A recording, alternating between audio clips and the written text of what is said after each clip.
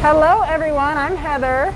And I'm Alex, and we are here on Plant Fact Friday to talk about poinsettia. Woo. Tomorrow, December 12th, is National Poinsettia Day. Don't know if you knew that, so we are here to tell you a little bit more about them. So poinsettia are native to Mexico and Central America, where they grow as small shrubs and even trees. So they can grow up to 12 feet tall, which is just huge in comparison to the holiday plants that we keep them as. Now, the flowers are often deceiving. There's over 100 different varieties where you might see different colors of red, cream, even the spotted or mottled flower. Beautiful. But these are not actually the flowers of this plant. They can be a little bit deceiving. So these red star-shaped petals that you might think they are actually leaves that we call bracts. So these fade from green to the different colors with the shortened day length that we experience in the winter. So that's how they kind of get connected to the holiday season. Heather, tell us a little bit more about the connection to the holidays. So yeah, the major connection to the holidays begins with a Mexican legend where a young girl named Pepita wants to celebrate the birth of Jesus, but she doesn't have a gift to give. But rather than bringing nothing, she gathers up some weeds along the roadside and lays them at her church altar. And miraculously, some red flowers sprout, and they are poinsettia.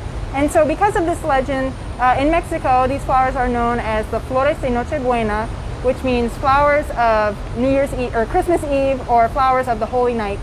But in America, we call them poinsettia.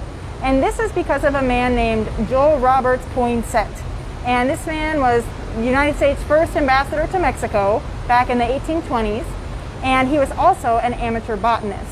So when he visited Mexico, he was introduced to these beautiful plants, and he brought them back to the United States, shared them with friends and family around the holiday season, and the tradition was born.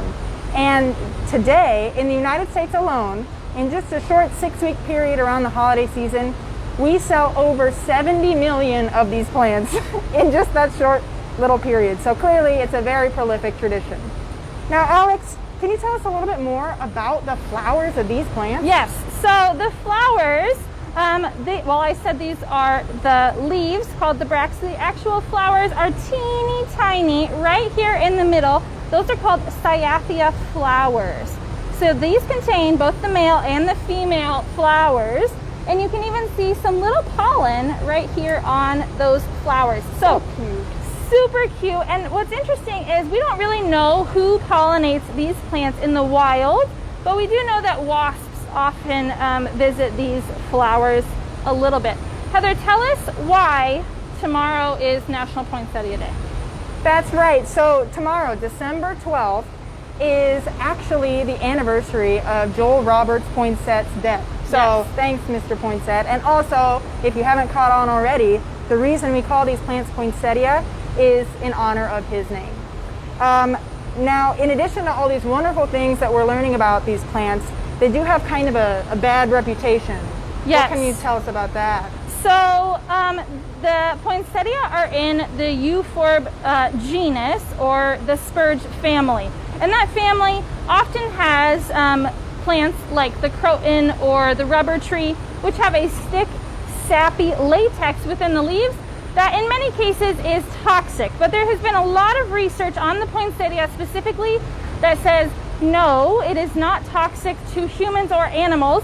While you shouldn't probably eat the leaves, like you shouldn't go munch on your often houseplants that you might have, it is not toxic. So this sticky latex sap inside of the entire family, we have a leaf of crown of thorns here, so you can kind of see the sap, the white sticky sap. We'll see if we can break this open and get some out.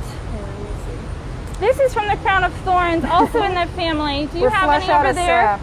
It's like a white, milky, sticky substance, yes. And the same thing, or really similar, is inside of the poinsettia leaves. Right, and so while ingesting this will not kill you, but if you do get some of that sap from your poinsettia on your skin, it might cause a little skin irritation.